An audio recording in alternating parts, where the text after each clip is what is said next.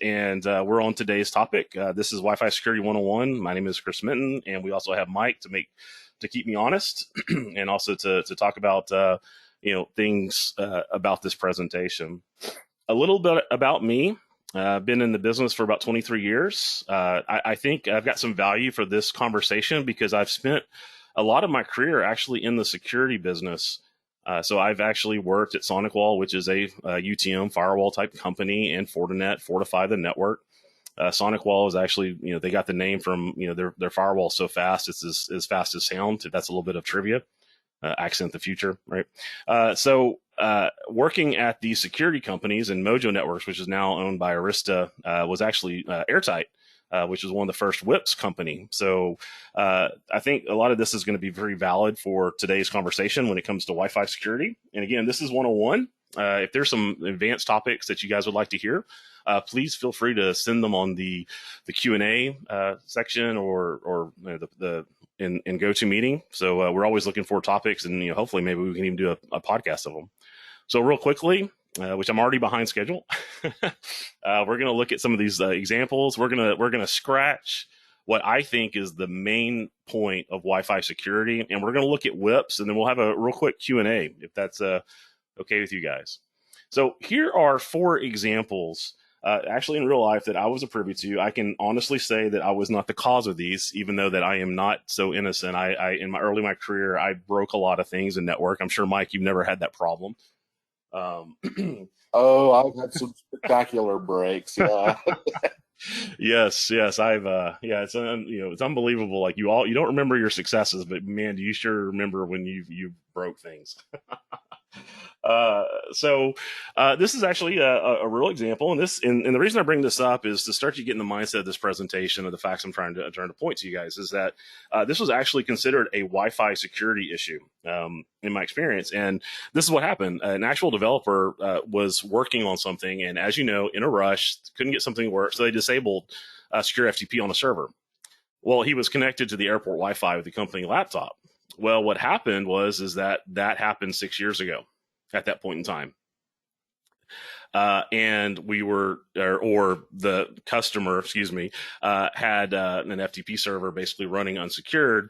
And then this came back as like, well, it happened on the Wi-Fi, so this is a Wi-Fi security issue. Actually, and it's not. And I wanted to point out these tenets.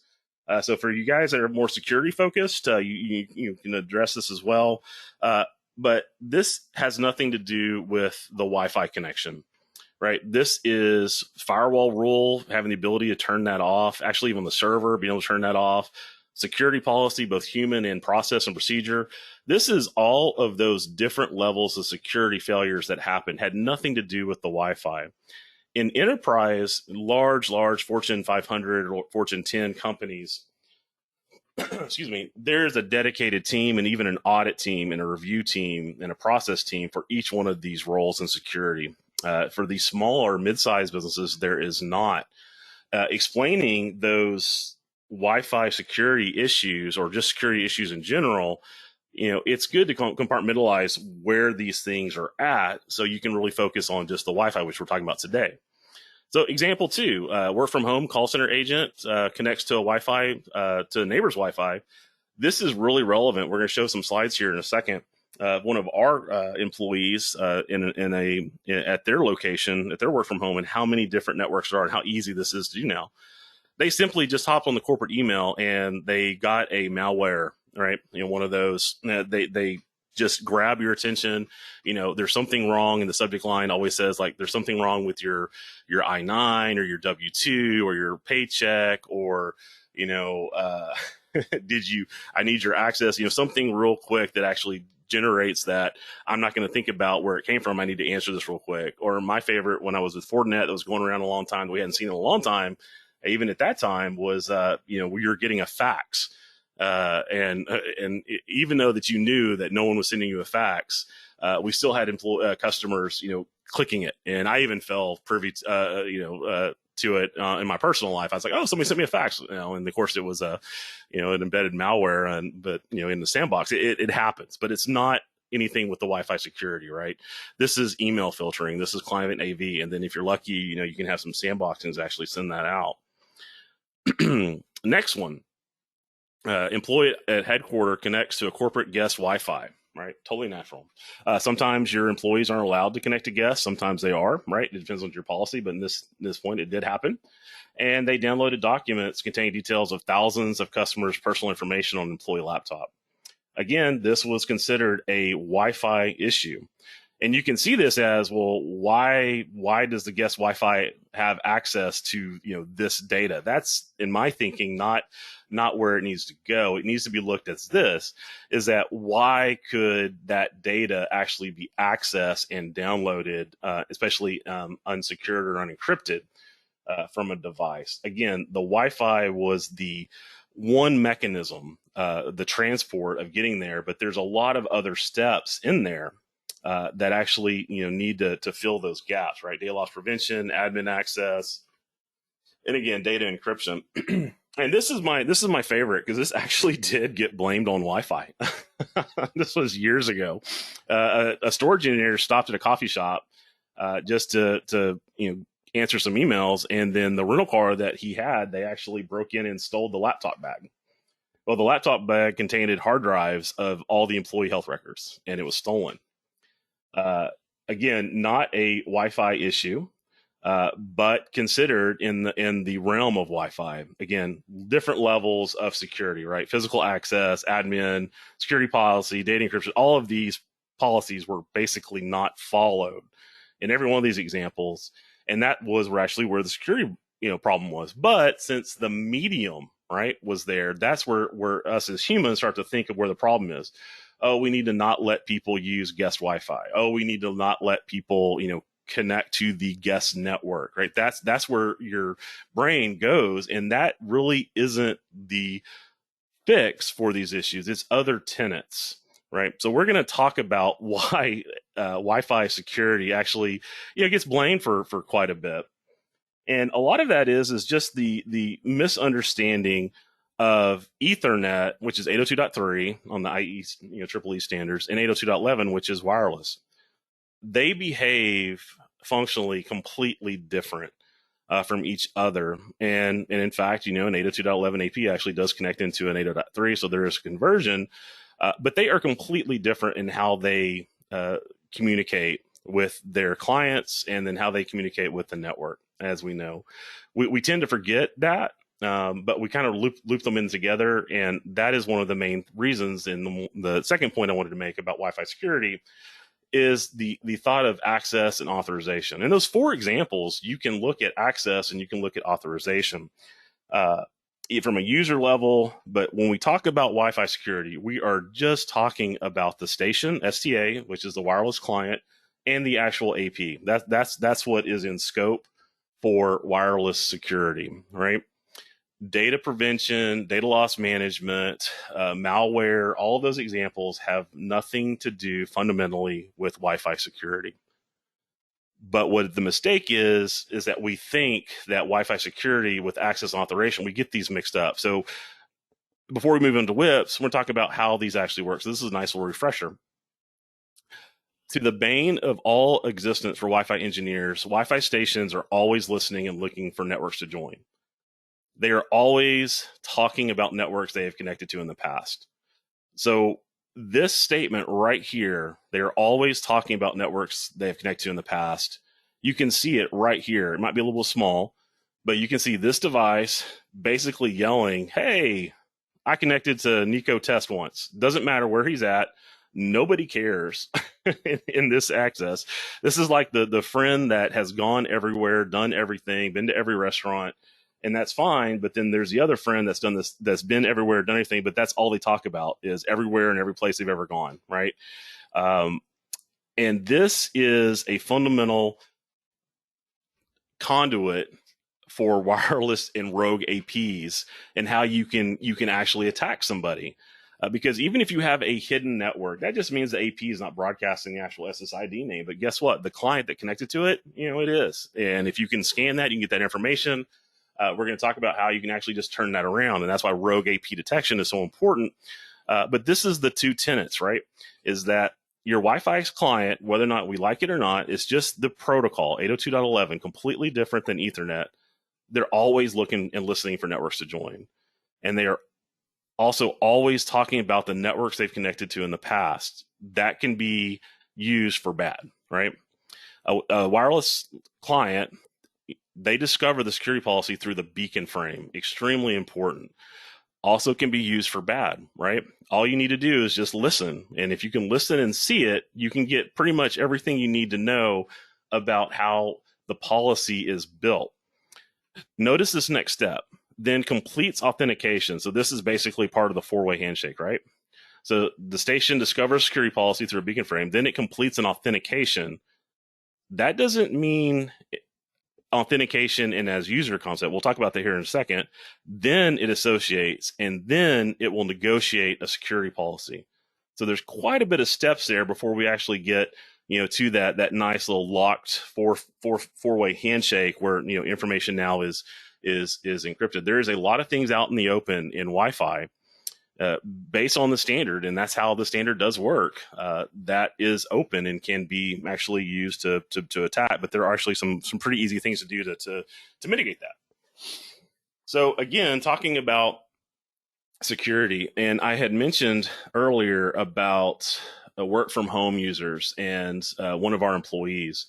This is just a capture from the mobile eye on the client of the person's location. And you'll notice all these different colors. These are all different wireless networks being advertised in that person's location. They're actually in an apartment building. Now, consumer Wi-Fi vendors, to, again, the bane of my existence, and most of you engineers know, is that they give you an ISP with a wireless access point, either embedded or what have you, or somebody will then upgrade or buy something for wireless for their house, and they will be in a physical space and broadcasting a extremely strong signal. And so is everybody else. And then also they all go to default. So you can see right here that most of the people at this physical location are using probably and we'll show you here with scan data and also with WIPs and how WIPs patents work, are actually on the broadcasting on the same channel. They don't have to, they just do, and they're not turned down. Now, is this a security issue on its face? No, this is more of a contention issue, but this goes into some examples of how this can be a problem in that example we talked about, somebody actually connecting to something they shouldn't have. I wanted to state again is that the access point, right, it advertises security in very different frames, right? So it does it in the beacon, it does it in the announcement, information response, and probe response. This is very important when it comes to how WIPs work, because different vendors will use a combination of different types of advertisement and management frames on how they actually get their information. And we're going to discuss about this. Okay, so again, this is kind of a point I'm trying to hammer to death, that authentication frame, it's confused with a type of user authentication. This is the station connecting to the AP. That's inaccurate. A lot of, it's not user authentication, right? It's part of the open system standards. It's right from the station and the AP. Again, I'm picking some highlights. I've kind of cherry picked some different highlights of the four-way handshake protocol. So authentication message, right? There's two of them, and they're done by the station, right? First, in the initial state, again, the station is neither authenticated or associated. This is where rogue APs and bad actors live, right here. They're just sitting in this environment, listening and waiting to hear. And clients are also sitting there talking about all the different networks that they've had. And also broadcasting, and looking for other networks, right? And so, an example, this Wi-Fi station, every time it has its MAC address as the the source and the transmission address, and then the destination address and the receive address will be the target BSSID. And so again, you can see this in the example in this probe request, right? So you've got the receiver address, just broadcast. Who is this? Well, this is actually a client, right? And it's also, the client and the source are the same. But what I can see here is that this client is basically, just yelling, it's like playing cards. who has any sevens, who has any 7-corp, who has any 7 guests, who has any Nico tests, right? This is about that client, right? So we see this client right here actually saying, I was connected to a network once and I am nowhere near that network, but I don't know that, right? That's the standard, but I'm going to broadcast this network anyway if I have it. And then this is basically like, well, show me all your cards, right? I don't know who's out there. Everybody respond back. And you'll see in the next slide that your APs will respond back to this. This is natural. This is how it's meant to do. It's also very important to know that when the stations start, the startup process is where they get you. It starts by passive and active scanning. This is a basic fundamental of Wi-Fi, and this is something that is very important to wrap your head around. And the first method is by passively scanning, right, for BS to join. Got some more information here. The second method, again, the client's doing two different things, is active scanning, probing it for a specific network, right? So you can see for specific networks and also for anybody, right? And then the station basically waits to response, right? And that is the probe response from the AP, and then it's unicast to the actual client. And again, here we see it on the other way. So we see our, and this is from this morning, taken at our office in Cleveland, one of our access points, which is obviously extreme, is answering everybody's request, and these happen really, really quickly. And again, you can see all of it right here. You'll notice that there's no Nico test right here because that is not a corporate network in this environment that this person had asked for, because obviously we're not a part of that. But again, this is getting that framework of how the Wi-Fi client station actually that four-way handshake is so important and so critical to conceptually understand and to build your security feature around it. So with that quick review of just how the client and the stations communicate right off the bat, let's talk about wireless intrusion prevention. And so the textbook definition is it's a system used to detect and prevent unwanted intrusions by detecting and preventing rogue APs. Wireless intrusion prevention, there used to be a wireless intrusion detection. Detection would identify, it wouldn't stop. Protection means it identifies and then actually stops. Here's a key tenet to WIPs. Every vendor does preventing a little bit different and detecting. It is your right as a consumer of this product, and especially if you are responsible for the secure communication of your network and secure transmit of your network, to know exactly how those vendors do that. And I'll have this in a later slide. Do not, again, this is just from me. I do not let people tell me that it's just in the secret sauce or it's patent. That's fine for first level conversations. But once I am using that vendor's product, to best of my abilities, I really want to know how a WIPS device actually, simple things. How does it detect? What does it use? What protocols does it use? What language? And then if it does have patents, I want to know how those patents work. And if you guys have ever read a patent, I actually have a link to one here in the next slide. And I think the patent description is one of the best summaries for every technology out there, because it actually has to be pretty high level. So you get a really good idea of how that works. And so the questions that you ask for your WIPs is like, okay, so how do you know what AP is actually a Cisco device, right? Just that simple question. It can be answered real quickly as, oh, it's secret sauce, or it's all on the standard. Okay, well, do you look at the OUI, right? So we show right here, right? We're able to pick up based on the MAC address, the actual name, or do you actually pull that out of the beacon frame, right? This doesn't really get way into the nuances, because also this helps you understand how to design your network, especially when you have a WIPS device that is doing not just dedicated but sporadic scanning. This is great information to know from an architectural design, and then also to really understand how your security posture works, because there's two things that can get you in the Wi-Fi security space, in my opinion, in my experience, and that is having a employee-owned asset connect to an AP that it shouldn't. That's basically one tenant. The second tenant is having, some rogue AP connect into your network and then allowing somebody to actually connect with credentials and what have you. I think those are the two main focuses for wireless security. Hey, Mike, I was curious if you had any thoughts on those two. Is there anything about the general idea of Wi-Fi security 101 besides those two main tenets that you can think of? Well, something that I've been kind of sitting here thinking about is, with an Ethernet network, you can provide physical security. You can lock up the ports. You can put the cables in rigid conduit and physically secure it pretty well.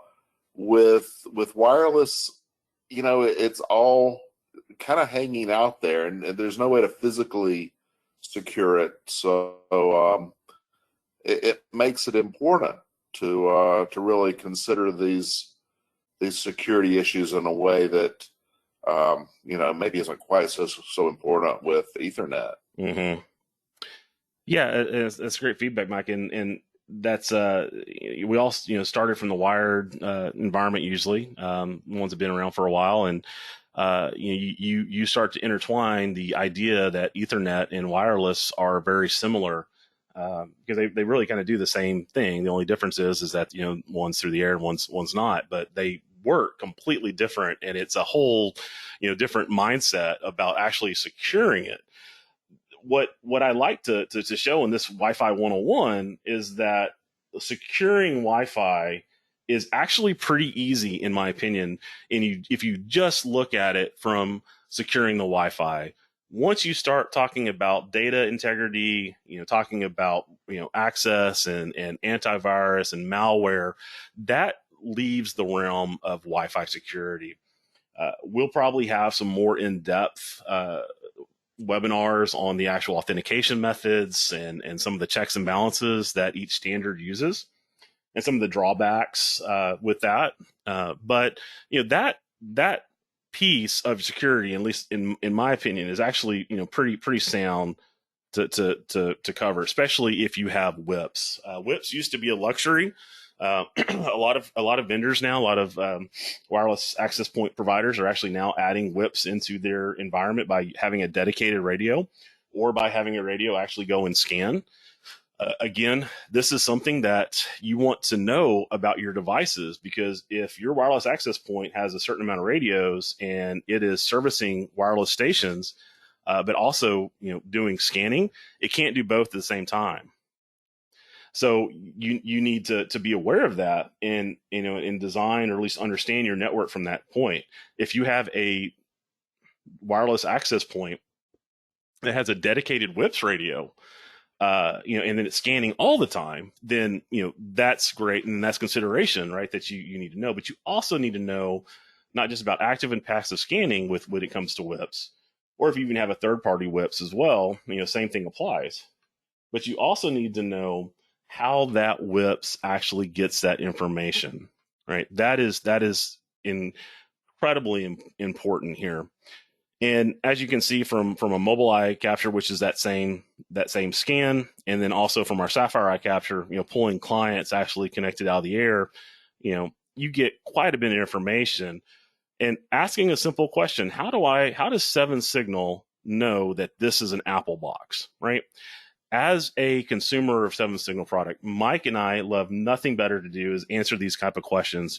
Every vendor has a sales engineering team or a customer support team, and they love to talk about their product. You as a consumer, I'm like consumer advocacy here today on this on this webinar. You have a vested interest, and you have the right to talk to your sales engineer or that vendor support team and say, tell me exactly what you use. They should be able to get that information to you, or they will provide it to you by talking to saying, I don't know the answer. I'll find it, research it back, send you a document, or get on the call to their team. You will make Mike Graham's day if you call him and ask him how Sapphire Eye gets, able to pick up this Apple. Isn't that right, Mike? That's right. So very important. I hope I'm not kicking that one a little too hard. But I want you guys to see right here. So this is the example I've been talking about. This is the work from home. This is all of these different networks, and they're in an apartment location. Look how many SSIDs are being broadcasted. 194. It actually goes forever. You'll notice here with the vendor names, we're picking up vendor names, right? This is again from Mobileye, but we're able to pull this out of the beacon frame. WIPs do the same thing, or sometimes they just say, you know what, I'm not going to look at that frame. I'm just going to tell you what the OUI is. Well, from a security point of view, well, can I spoof that, right? Information that you might not need to know from a daily basis, but it's good to know for your design. But you can see from your work from home environment how many people have certain consumer vendor product and have some have changed the name, some don't. Again, very easy to log into one of these and guess the root password and hop onto it. Very easy to go in and just make an SSID that says Xfinity and leave it open, and then have your employee that's working from home as your think about how your employees' wireless station's doing, right? It's broadcasting, it's asking, who do I connect to, and have I connected here before? You can have that client connect right to it and say, oh, look, they not even think about it. I might just connect with an open password. Now, how does a WIPS, will solve that? Well, here, right here, this is from Airtight, and this is actually the patent if you guys want to go look at it. But you can actually set up in different WIPs. You can say, anything that is Cisco is broadcasting my corporate SSID. Anything that's not Cisco that's broadcasting that's a rogue AP, and block it. So that's how you identify it. That's step one. Step two is how you block it. Completely different ballgame when it comes to WIPs. Some WIPs actually will send deauths. There's other really some cool stuff that WIPs will do to actually suppress that connectivity. There is also another patent, so where a client will connect, and the WIPs is connected through the Ethernet and can determine whether or not that client is actually approved. You can do that by client make and model on a WIPs. So, and again, this starts to bleed into ICE and layer 2 MAC filtering. And it starts to get a little bit blurry on where this demarc is, but there is quite a bit that a WIPs device, third party, or a WIPs device that's integrated into your wireless solution can actually make actions and solve this. The point is, it's great to have WIPs, and it's in my opinion, I think it's affordable and it's a must-have, especially in security, especially if you're doing physical security places and you're responsible for that physical area, like a headquarters or an office. But from the work from home users, right, that Wi-Fi connectivity, again, there's a lot of vendors now bringing drop boxes, what basically I call them. All-in-one solution that launch a VPN connect. You still have to have Wi-Fi. We've got customers, and we're hearing about people like, not even using Wi-Fi or saying that Wi-Fi shouldn't be used. I think that's a disservice to your employees, digital experience of having to plug into the Ethernet when they could, be somewhere else physically in their location to work. Security applies. You just have to have those other security features built in. Security in depth is what they say. So I hope that I have, in this quick time, I'm already running a little bit over, have, talked about, some of the Wi-Fi security examples and really how it a little bit gets blamed on Wi-Fi security. And it might not even be, Wi-Fi security at all. It might be just actually something else. And I also would like for you guys to, to think about how the Wi-Fi standard and how clients and APs actually interact with each other and how they start the process and how they communicate, and then use that into your logic on, selecting or, talking to your existing WIPs vendor. And if you don't know those questions of how the WIPs actually, goes and solve those, it's very easily answerable. A lot of people, in my opinion, with working with vendors, not Seven Signal, because we're very transparent, some vendors don't like to say that they just easily do A, right? Oh, we just look at the OUI and that's how we know it's a vendor device. Sometimes people don't want to say that. sometimes people don't want to say, oh, actually, we're licensing a product that's actually from our competitor, right? That happens too. And they don't want to, might not want to mention that in first go. But again, from my standpoint, as a network admin, as a Wi-Fi admin, that's your right. Especially when your feet are being held to the fire for, when somebody, the CIO, CEO, any admin, manager, team, legal, risk management sits you down and says, are we secure? Is this network secure, right? You want to be able, and it's completely on you and your team, and you want to be able to say yes. And if you're a manager of those teams, you want to be able to have your employees be able to like, yeah, we're absolutely, because I know, that this works, as much as detail as that I can. I have a general override idea of what my wireless security posture is, and then also my intrusion prevention, what my game plan is, that, right? So with that, Mike, I didn't know if you wanted to do like a few thoughts. I was gonna bring up the Q&A, but Mike, did you want to add anything? Well, I was gonna, since I know that we're running tight on time, jump to the Q&A, and one that popped out at me is, how to stop the searching station and only allow one AP for connection, or I suppose connection to your network. And ooh, I don't really know of a way to do that. That's just not the way the protocol works. Yeah, that's right. With some of our more security oriented customers, and usually those are ones that have got some legal requirement to be more security oriented, we'll run a VPN on top of whatever the Wi-Fi security is. So you connect to the Wi-Fi network, and then you start up your VPN client and connect to the VPN server, even when you're on the corporate network, to provide that sort of extra layer of security, or some other scheme similar to that. At least that's what I've seen for, kind of that enhanced security.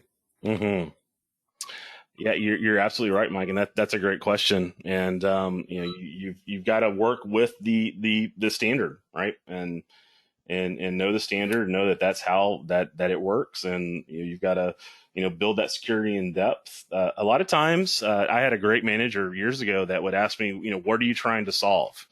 Right. And he would just keep asking that question, Mike, each time. Well, what are you trying to solve? What are you trying? And you would just keep talking, and you keep talking, keep talking. And then as you pull that conversation, like, well, I just don't want my employees, my staff to actually be able to download personal information while they're at home. Right. So, the solution then is a completely different security product. Right. So sometimes, just knowing, and especially having a reseller, having a trusted VAR that you work with, oh boy, they love when you say, hey, how, I've got this need, I've got this requirement, this business requirement, what are my options? The VARs love to bring in people like Seven Signal and all the others to sit there and show you, their products that could probably solve that solution. But there's in security, which is what I like most about security, is that there's a lot of ways to actually secure what you need to, and actually keep open, what you don't. And it's very specific, Mike, like how you said, to different policies. So that was a great question. I think that was a great answer. I think all the other questions are more, housekeeping, about getting, the CWNP and getting the slides. We'll respond to those, and the slides will be a part of the presentation, and I believe in the email as well, you'll get a copy of the slides, and all that'll be presented for you too. Mike, are there any closing thoughts or any questions? No, I think that we're probably out of time, and ready to wrap it up. Yes. Well, everybody, thank you so much for your time. We really appreciate it. It means a lot that you guys are coming on these sessions. I hope you got something out of it, and I hope it helps, and I hope you guys have a great day. And thank you guys so much, and we will talk to you all soon. Thank you, everyone. Have a great day. Thank you, everybody.